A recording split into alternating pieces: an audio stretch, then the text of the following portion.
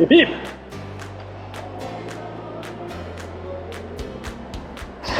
400 calories. Enfin, je dis bim parce qu'on m'a dit qu'on n'avait pas de boum. Mais c'est bien, parce que boum, c'est one shot.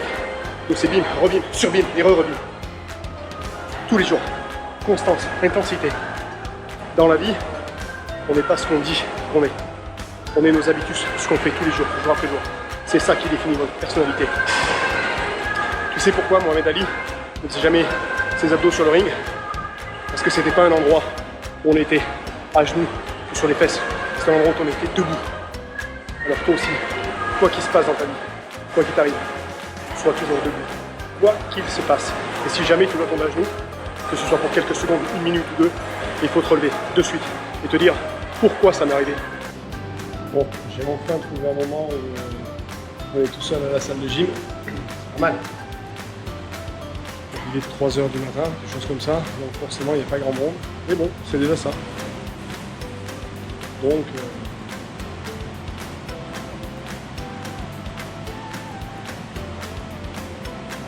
voilà, une personne, journée d'avant. On lâche pas, on va se faire 40 minutes de cardio et puis peut-être se faire tout doucement, maintenant que j'ai de moins en moins mal aux jambes. On est presque passé au niveau des courbatures, donc on va pouvoir attaquer tout doucement de l'autre côté, à refaire un petit peu, reprendre la sensibilité, donc la proprioception sur les mouvements de musculation avant de monter avec les charges. Donc on va se faire ça cette semaine, progressivement, on sera en deuxième semaine. Et pour le moment, on est parti.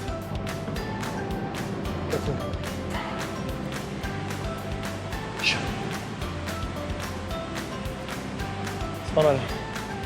Bon, vraiment me sentir en forme. Ça va, c'est bien.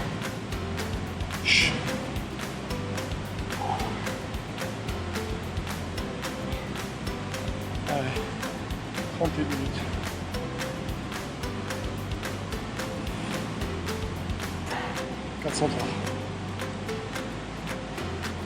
Le boulot est fait. C'est la suite. En forme ce matin, tu vois, c'était très dur hier. Et ce matin, on est bien. Comme quoi, les jours se suivent et ne se ressemblent pas.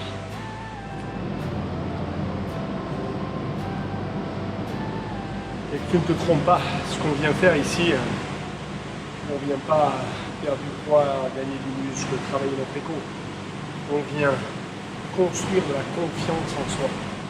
On vient construire le fait qu'on se dit je vais le faire, je vais y arriver. Il faut surtout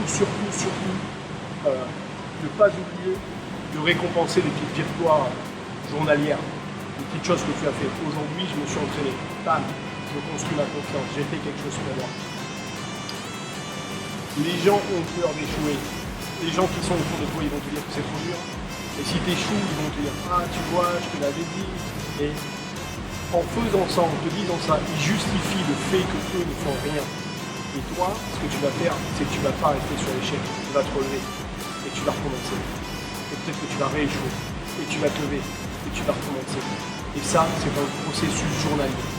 Et la question qu'il faut faire quand tu te relèves et que tu recommences, c'est de demander pourquoi j'ai échoué, trouver là les raisons pour lesquelles j'ai fait bien, j'ai pas fait bien, j'ai pas traqué mes calories, j'ai pas été assez strict sur mon régime, j'ai pas été assez strict sur mes entraînements, j'ai pas vraiment été. Trouve les raisons qui font que il y a eu un échec. Mais d'abandonne pas.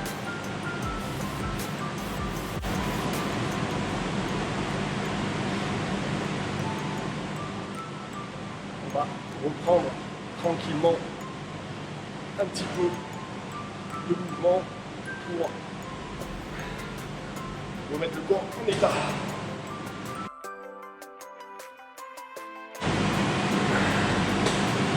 Petite série. On reste concentré sur le haut du corps. Un biceps, un pectoral, un triceps. Juste histoire d'avoir des courbatures dans 2 jours et de remettre la machine en marche. N'attaque pas par ces mouvements-là si tu n'as jamais fait de salle avant, notamment l'écarté serré, le mouvement pectoral ici, là. espèce de papillon, attaque avec des poids plus légers parce que tu vas voir, ça congestionne beaucoup et il faut trouver la sensation du mouvement au début. Donc c'est important d'attaquer léger. Là, j'attaque léger, hein, il y a 7,5 kg, il n'y a rien. D'ailleurs, on va passer à la taille au-dessus. Allez, concentré. On n'en fait pas beaucoup, on s'en fera de série.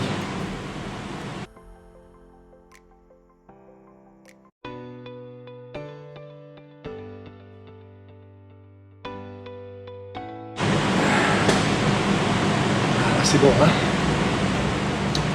Et ouais, jour après jour, construire la confiance en soi. Tu sais, le meilleur moyen, admettons qu'il y ait une audition, une interview, je sais pas comment on appelle ça, pour un boulot ou n'importe quoi, et qu'il y a 100 personnes qui se présentent.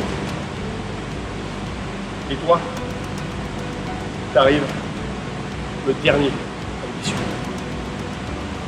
Ça se trouve, le mec, au 40e candidat, il arrête, il dit bon, lui, il a le profil qu'il veut, j'ai pas envie de voir les 60 derniers, c'est bon, merci messieurs, au revoir. Donc, ne sois pas ce gars-là. Arrive le premier. Ou cette nana, je veux dire. T'arrives le premier, t'es motivé, t'es là, t'es présent. Et dans tout ce que tu fais dans la vie, une des questions qui est importante, c'est que ce soit chercher un boulot, que ce soit trouver des partenaires de travail, ou des associés, ou des partenaires dans la vie, ou construire un réseau d'amis ou un réseau social, c'est la première question avant les qualités professionnelles ou le savoir-faire ou les compétences, c'est est-ce que j'ai envie de passer du temps avec cette personne? Est-ce que j'ai envie de travailler avec lui ou elle? Est-ce que j'ai envie de passer mes vacances avec lui ou elle? Si la personne se dit qu'elle n'a pas envie de passer ses vacances avec toi, ou qu'elle n'a pas envie de travailler avec toi, tu as beau avoir le meilleur CV du monde, être le plus ce que tu veux, ça ne marchera pas. Donc, essayez d'être positif dans ce que vous faites, n'y allez pas en marche arrière, soyez ouvert, sympathique et n'essayez pas de jouer un rôle. Vous savez, souvent dans le monde du travail, quand tu vois tes collègues, tout le monde se regarde, n'ose pas, excusez mon français, mais tu as l'impression que les mecs, ils ont pas été aux toilettes le matin, quoi. Je veux dire, mais il n'y a pas de raison de jouer un rôle, même au travail. Soyez qui vous êtes, et vous allez voir que si vous êtes naturel, et vous êtes ouvert, serviable et sympathique, les gens vont vouloir passer du temps avec vous. Et si tu t'es bien habillé le matin, tu as fait une séance de sport, que tu arrives, que tu es en forme, eh ben, waouh, mais quelle énergie là! Quelle énergie elle a! J'ai envie de passer du temps avec des gens qui sont énergiques, pas léthargiques.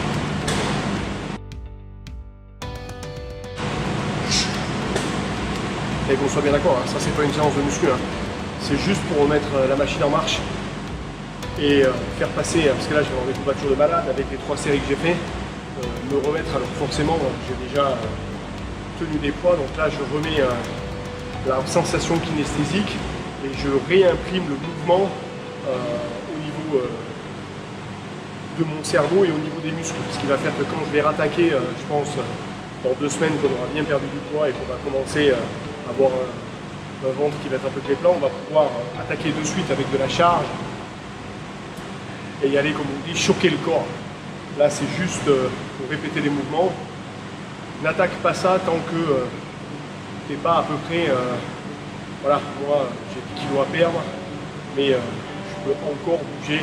Là ça y est, j'ai réglé le problème du cardio, les gens me suivent bien, donc je peux me concentrer sur autre chose de cardio. Maintenant ça y est, ça va partir, ça va tourner. J'ai construit, j'ai passé le plus dur. Je peux te dire sûr que hier, avant-hier, je venais vraiment à la salle à marche arrière, mais il fallait venir. Là ça y est, j'ai passé le plus dur, j'ai passé le cap. Maintenant ça va dérouler sur le tapis. D'ailleurs, voilà, aujourd'hui je brûle 400 calories en faisant 40 minutes mais 30, puisque je suis monté, je tourne à 10, 10,5 en km/h, alors que j'ai taqué à 8, 8,6, j'étais en bas. Donc forcément quand on monte la vitesse et qu'on monte les calories que tu brûles, je ne vais pas aller trop haut pour pas monter dans le cardio, puis ça sert à rien, on peut rester bas en cardio. Mais vu que j'ai réglé ce problème-là, que ça y est, cette reprise là est faite, je fais la reprise du haut. Allez, les étirements, on n'oublie pas les étirements, on s'hydrate bien. Et donc toi aussi, lève-toi tôt le matin,